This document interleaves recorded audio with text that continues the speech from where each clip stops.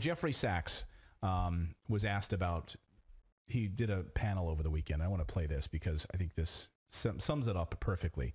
He was asked about American imperialism. He was asked about aggression throughout the world, and he was on a panel, and I want you to listen to the moderator. Well, once Jeffrey Sachs starts to tell the truth about American aggression, American imperialism, he gets cut off, and we later learned that the guy that cuts him off is a guy who is the governor of the Ditchley Foundation, which is funded by John Sawyer's former head of MI6. So when he starts telling the truth about the United States, he gets cut off by an intelligence state operative. Listen to this amazing return. The most violent country in the world in the 19th century, by far, was perhaps the most democratic or second most democratic, and that was Britain. You can be democratic at home and ruthlessly imperial abroad. The most violent country in the world since 1950 has been the United States. It's been by far involved Jeffrey, in more, stop wait a now. minute, in more Let's, wars. Jeffrey, I'm Jeffrey, I'm your moderator, and it's enough. Okay, I'm done.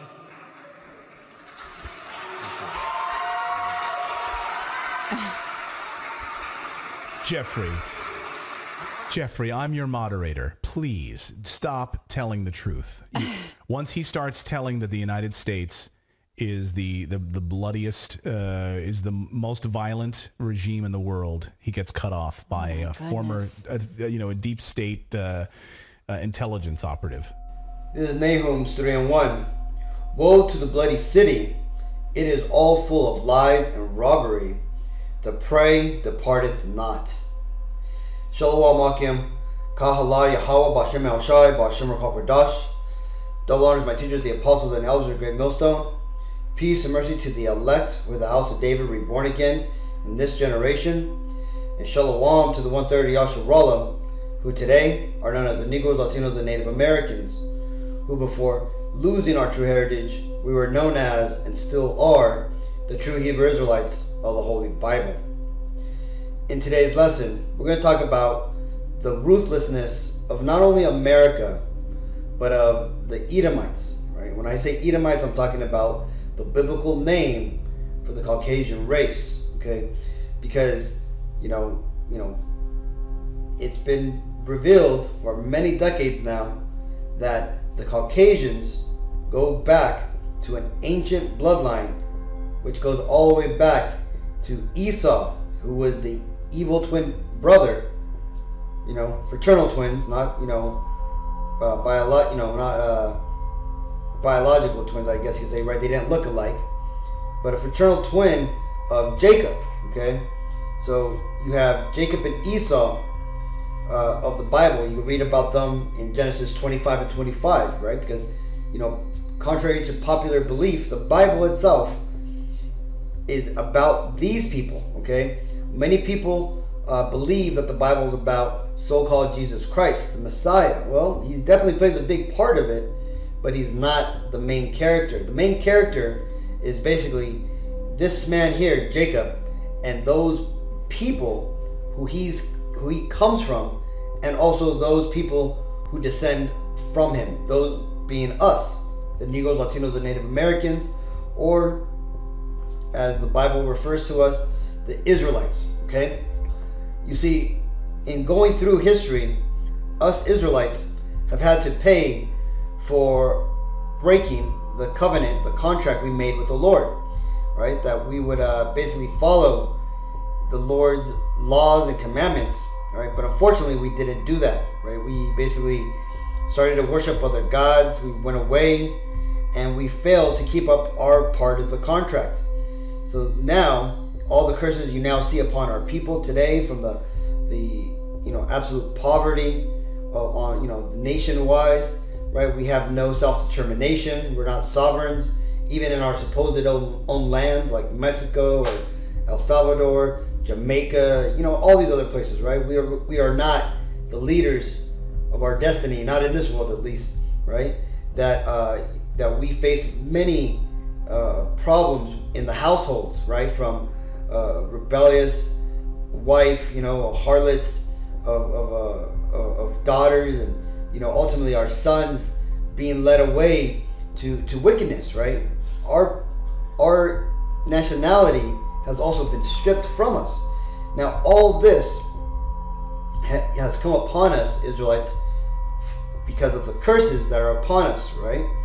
But there's been a physical counterpart to these curses, and that would be the descendants, mainly the descendants of Esau, right? These Edomites who have inflicted the punishment of the Lord upon us, okay?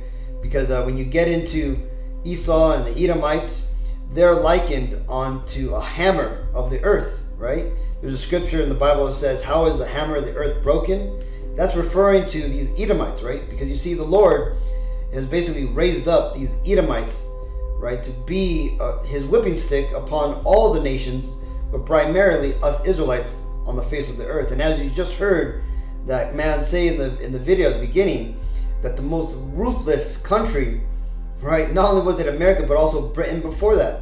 And when you go back in history, you'll find that all the dominant, for the most part, dominant nations that these Edomites have been in charge of have all led by their sword, right? Through their ruthlessness. This is why in the curses in the Bible, in Deuteronomy, it tells you that the Lord would bring up against us a fierce nation that would not regard the young or the old. And that's these Edomites, man. This is Zechariah 1:15. And I am very sore displeased with the heathen that are at ease, for I was but a little displeased, and they helped further or forward the affliction. You see, so like I've said, these Edomites, they were put in power. They were raised from their base level and given rulership over the world to fulfill the blessing which our forefather of Isaac gave onto Esau. You see, because Esau's blessing is that he would live off the fatness of the earth, and that he would live by his sword, right? Basically, he would have rulership over the world, through his weaponry. And these Edomites, they've done that, right? And they've accomplished it. But not only did they accomplish it, but they, like it says here, they forwarded the affliction, which means they did too much, right? They went far and beyond what the Lord wanted for us, right? Because when you look at the other captivities of that us Israelites have been under, right? Because that's another thing you got to understand about the Bible is you got to remember that we were captives under every one of the other 18 nations upon the face of the earth, okay? Because out of the 97 nations now that are upon the face of the earth today, they all go back to 18 nations, right? Us Israelites make up one of those nations. Well, when you look in the Bible, every one of these other 17 nations have had the Israelites in some form of captivity, one way or another. Sometimes it was a short captivity, other times it was a long captivity. Currently, we are under the captivity of the Edomites, okay? And this is the last captivity before we are finally given, the kingdom, right? Where we're basically co-rulers with the Messiah himself, whose true Hebrew name is Yahweh Shai. That's Hebrew for He is salvation, right? It's not Jesus Christ, Yeshua, and all these other, names that people call him by, right? Or even titles and ranks and whatnot, right? His name is Yahweh Shai. Well, when the Lord returns for the second coming, he's going to ultimately destroy all the rulership of all these other nations, and he's going to reign over all the world, and he's going to have us reign with him, right? We're going to be the kings and the nobles upon the face of the earth, the priests to give out the commandments and make sure that all the nations of the planet are following the laws accordingly, right? But that's ultimately, that's another lesson. But like I said again, right, these heathens, right, some of them had furthered the afflictions more than the others, and primarily these Edomites, who have, jointly, even though they did it from different nations, right? Because again, just like Israelites are scattered for the most part between all nations, the Edomites, they're also scattered within all nations, but primarily, they're today they're the Caucasian race, right? But when you look at how Israel was taken down, first starting with the Latinos in 15 AD, right? They were taken down by the Europeans, right? Basically after the Renaissance period, which took place around 12 to 1400 AD, when the Edomites came into power, and they slowly started taking over the European nations, right? England, France, Germany, Dutch, or Netherlands, and all those countries, right? Those countries would eventually come to the Americas and enslave the half of the Northern Kingdom, right? And then next after that, you have, because they had killed off, 72 million of us Latinos, right? They had to basically find a replacement for cheap labor. So what did they do? They went and gathered up the children of the Southern Kingdom, right? The Judah, Benjamin, and Levi, who were refugees in Africa, right? This took place around the 1618, I believe, is when slavery started, right? 7 years after the 1611 King James Version Bible was published. Okay, they started to ship Judah, Benjamin, and Levi from the west coast of Africa, and even also the east coast. But a lot of the east coast, Judites that got captured were taken across the North Atlantic or the African continent and basically sold on the west coast of Africa. Right? There's many historic records showing about. Talking about the sub-Saharan slave trade, right? Where you had the children of Ishmael, the Arabs, and the children of Canaan, right? The Zidon, who I think are the true Africans, right? The Hamites, right? They basically captured and slaved up the southern kingdoms that were in Africa. And what did they do? They shipped them off to the west coast of Africa, where the Edomites were basically buying up boatloads of slaves, right, for trading for guns, alcohol, and money. And ultimately that's where you had the Southern Kingdom come over here. Then after that, in the 1700s, then you had the final takedown of the native Indians, right, the Native Americans, who are the tribe of Gad, right, finishing the other half of the Northern Kingdom, right, and where they basically came here. And they tried to enslave the Native Americans, but the Native Americans, because of their proud, stoic spirit, they wouldn't breed in captivity. They were basically bad slaves, right? They couldn't do anything with these people, right? So what they ended up doing is they just would end up killing a lot of them off. I think they killed about 20 million Native American Indians, right? And that's only what's been reported, right? And not only that, but they relegated the Native American Indians to reservations, basically kicked them off of the lands, and in the big marches to these lands, like the Trail of Tears, they actually abducted all the children and women that they could, right? The children, they sent them to Canada to be re-educated in these boarding schools. Let's see if I can show you real quick. To be re-educated in these boarding schools, right? And the women were basically sold off, right, as servants to help the workers, right? All of this happened ultimately to the Israelites. Okay, this is the captivity that was forwarded by not all the heathens, but primarily the Edomites, again, because the Edomites took down every one of these three groups. Okay, so and that was spiritual. Why? Because again, it didn't matter if they came from England here against, like Gad, right?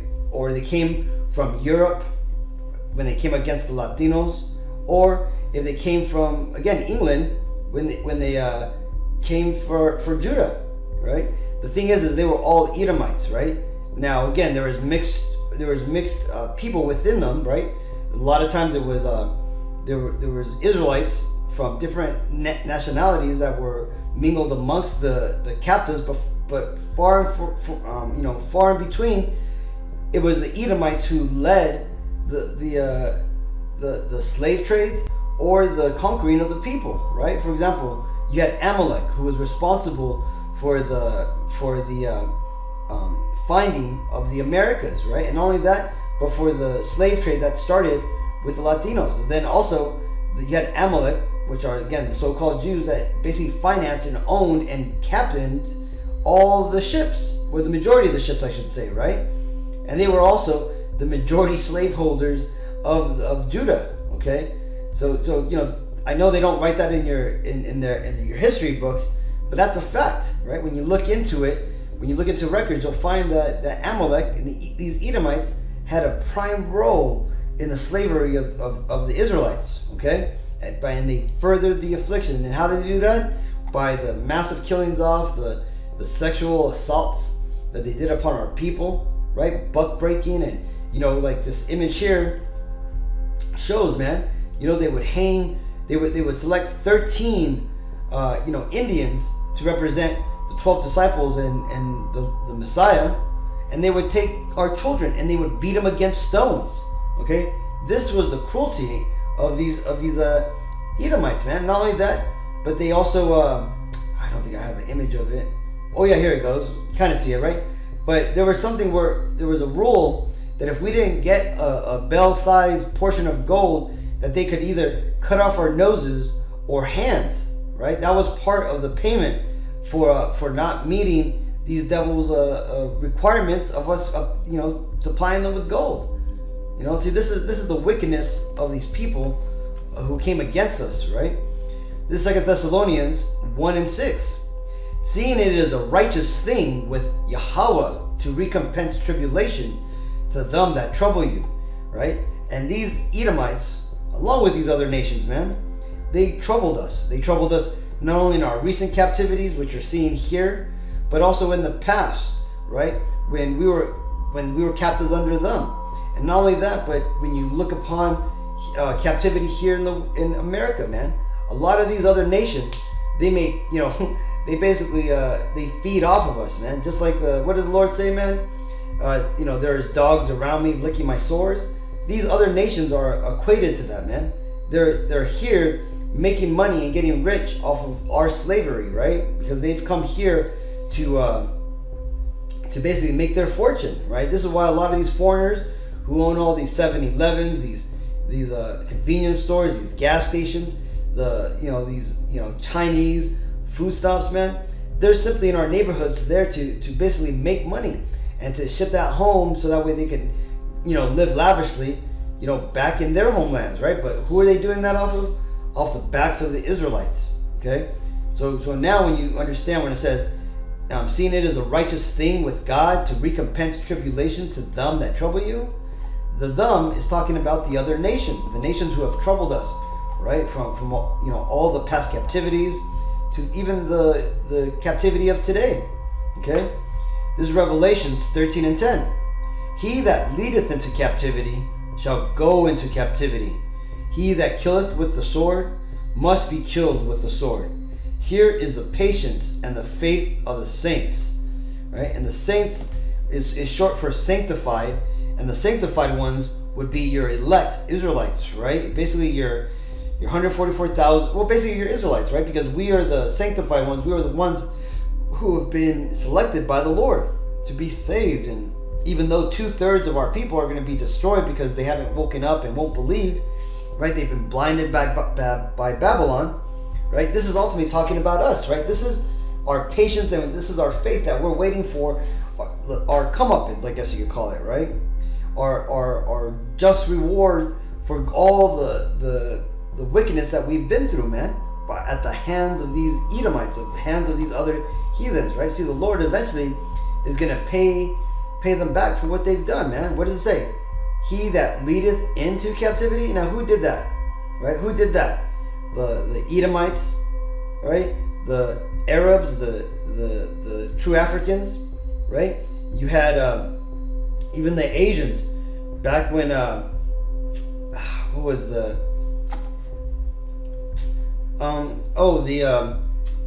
Silk Road, right? Not the Silk. Was it the Silk Road? Let's get out the Bible timeline real quick. Hold on. Here we go. So during the time of the Silk Road, here we go. Right? You got to remember that the Silk Road has been around for a long time. Right? It was established back in 114 BC, and it went all the way to basically the time of the Renaissance. Now, right here is when the time when a lot of slaves were under the control of these Asians, right?